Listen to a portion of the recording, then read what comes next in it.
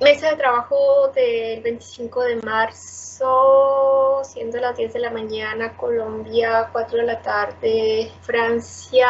El tema de la mesa de trabajo del día de hoy es bienes culturales de la cerámica artesanal. Todo aquello de la cerámica colombiana que condensa y agrupa los conocimientos, las experiencias y formas de conciencia a las que ha llegado un grupo humano luego del trabajo y los esfuerzos realizados por varias generaciones. Permite la afirmación, fortalecimiento de existencia o existencia de valores, resucitar acciones del pasado y contribuir en la construcción de una identidad individual colectiva. El concepto ideal regula la práctica artística, esas a su vez generan instituciones, ambas generan y median cambios sociales y por eso, de acuerdo a Larry Schiner, existe una dependencia mutua entre concepto e ideales de arte y los cambios sociales que se pueden producir. De acuerdo a la revisión que hice durante 20 años en relación al concepto de arte antiguo, al concepto de arte de las bellas artes y al concepto antropológico del arte, es posible afirmar que Colombia ha tenido y tiene en coexistencia social tres conceptos e ideales de arte que se han ido en parte superponiendo, pero a la vez reemplazándose mutuamente sin que exista mucha conciencia de ello, pero sí existe registro histórico de cómo ha sucedido. El concepto e ideal de arte antiguo predominó principalmente en el siglo XVI.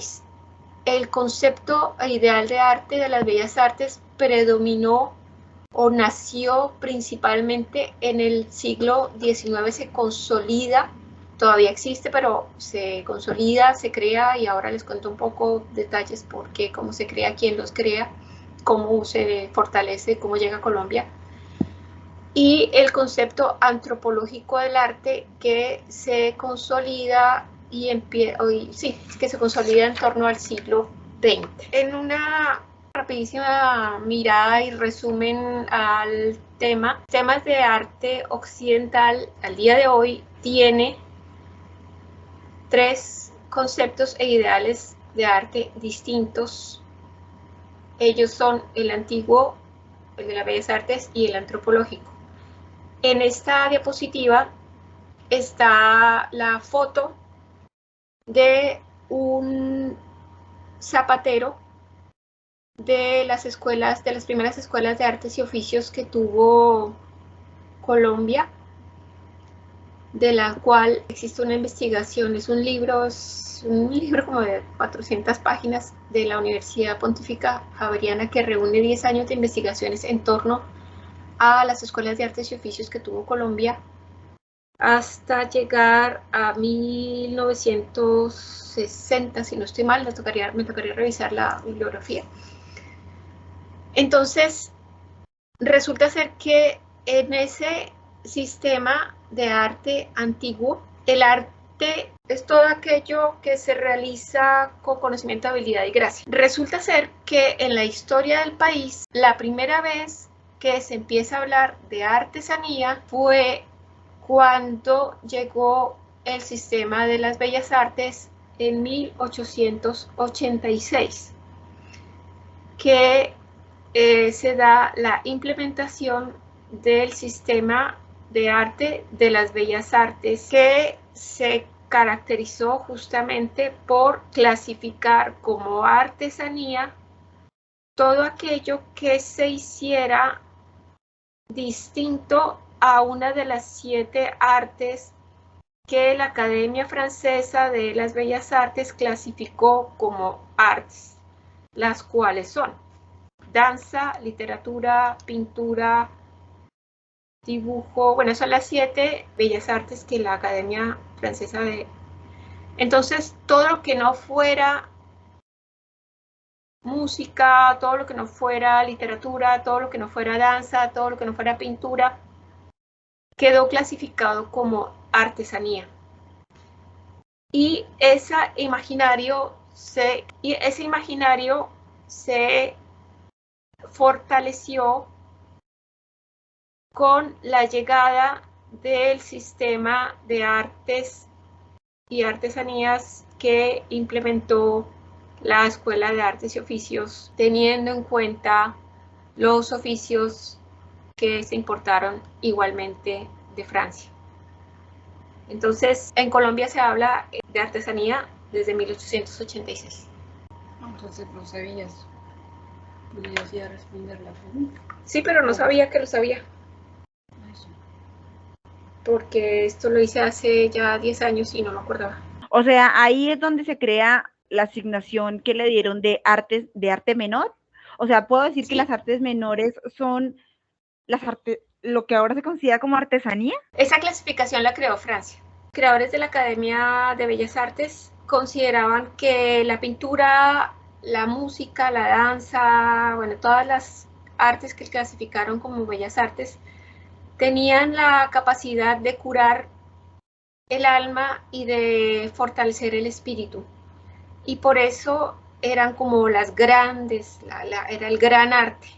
Y todo lo que no fuera alguna de esas 7 quedó considerado arte menor. Y de allá es que viene un poco esos imaginarios que tenemos. Pero hay otro punto importante de la historia de Colombia que todavía no les he contado. Y es que básicamente lo que una persona hace y dependiendo de lo que ella piense que hace puede ser considerado arte, pero indudablemente cada sistema de arte tiene sus propias instituciones y es lo que caracteriza justamente que se consolide un concepto. Entonces, cuando llega el concepto de arte de las bellas artes a Colombia, llegó también con las instituciones encargadas de consolidar todos los imaginarios. Aquí hay una diapositiva sobre el concepto de arte antiguo, la Escuela Salesiana de Artes y Oficios. Sí, entonces, hasta la llegada de las bellas artes a Colombia, del sistema de las bellas artes, todo lo que se hacía era considerado arte. Todo, independientemente, y de hecho eso es algo que durante el año 2010, en la investigación de Entre líneas, trazos y visiones, ratificamos o vimos que se hizo un estudio previa consulta a diferentes personas que se autodenominaban indígenas muiscas, que para ellos ¿qué era arte? Y ellos decían que básicamente arte es hacer bien algo. Y entonces el grupo de investigación Praxis Visual de la Universidad Pedagógica Nacional de Colombia encontró que lo que los indígenas llamaban arte era justamente digamos, que manejaban el mismo concepto de arte que se tenía, el mismo concepto de arte antiguo de la cultura occidental, que es básicamente todo lo que se puede hacer con conocimiento, habilidad y gracia. Si las artes menores, si digamos que si a partir de las escuelas se habían clasificado o había nacido ese concepto de arte menor. Y ya me lo estaba respondiendo con Larry Schiner, que habían surgido las artes mayores, las menores, y que el concepto de artesanía había surgido en 1886. Hubo textos que se crearon en Francia que fueron después traducidos, llevados a Latinoamérica durante el siglo XVII, que contemplaban ciertos haceres que se legaron a las mujeres en las casas, y esos haceres fueron considerados artes menores también, y por eso se incluyó el bordado, tejido y algunas otras cosas que estaban vinculadas al hacer de las mujeres, y como a las mujeres, digamos, estaba prohibido, no sé, como verse socialmente y realmente reconocer lo que ellas hacían con algún valor social, de ahí también viene el imaginario de las famosas artes menores. Pero está considerado en los tratados de buenas maneras y costumbres que salieron, muy nombrado Manuel de Carreño, no sé si lo conoces. No nos tocó, pero los profesores sí no lo mencionaban, porque es que ustedes no conocen el Manual de Carreño. Manuel de Carreño. No lo conocen, Bueno, en realidad por lo menos no lo de ahí donde tocó, porque ahí decía, y es que decía todo. Yo alcancé a leer solo fragmentos cuando estaba en el colegio porque nos lo nombraban todo el tiempo y efectivamente estaba en la biblioteca, el Manuel de Carreño, y después me enteré que el original era un texto del siglo XVI francés. revisando una definición básica que aparece por aquí de la escultura. Es una forma de expresión artística consistente en tallar, moldear o esculpir o cincelar un material para crear una forma con volumen. Entonces, ¿por qué entonces la escultura no acoge la cerámica si la cerámica, pues, digamos las que cerámicas tradicionales?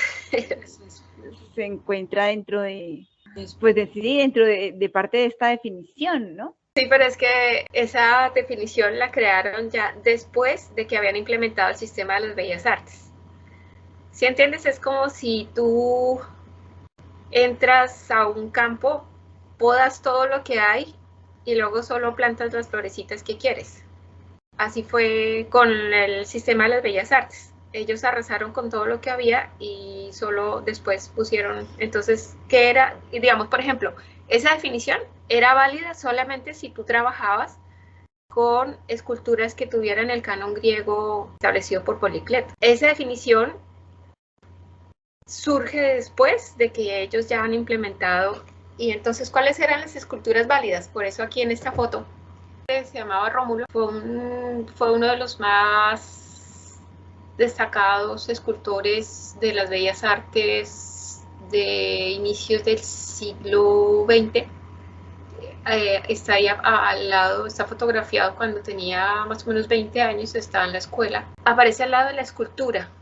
Entonces, digamos, la definición era una, pero las esculturas que eran socialmente válidas eran esas. No se trabajaba con la definición, sino se trabajaba con lo que socialmente era aceptado por la clase alta. El sistema de las bellas artes fue implementado aquí en Francia por un rey y allá en Colombia por los políticos y las personas más adineradas. Entonces, ellos eran los que decían lo que era válido y lo que no. Esculturas que estaban producidas por cualquier otra persona que no hubiese estudiado en el sistema de las bellas artes o que no fuese adinerada, formado dentro del sistema de producción de esculturas del canon griego, entonces no era tenido en cuenta. Y así fue y siguió siendo hasta 1970, cuando ya después de 20 años de investigaciones, Rachel Dolmatov fue el que dijo, no, un momentico, estas cerámicas que no tienen el estilo griego y que son colombianas también son válidas, y entonces empieza a haber como un reconocimiento de todo lo precolombino, de las esculturas precolombinas, y ya dejan de estar solo clasificadas como arte menor y empieza a haber otra mirada, pero igual sigue imperando la mirada establecida por la Academia de las Bellas Artes.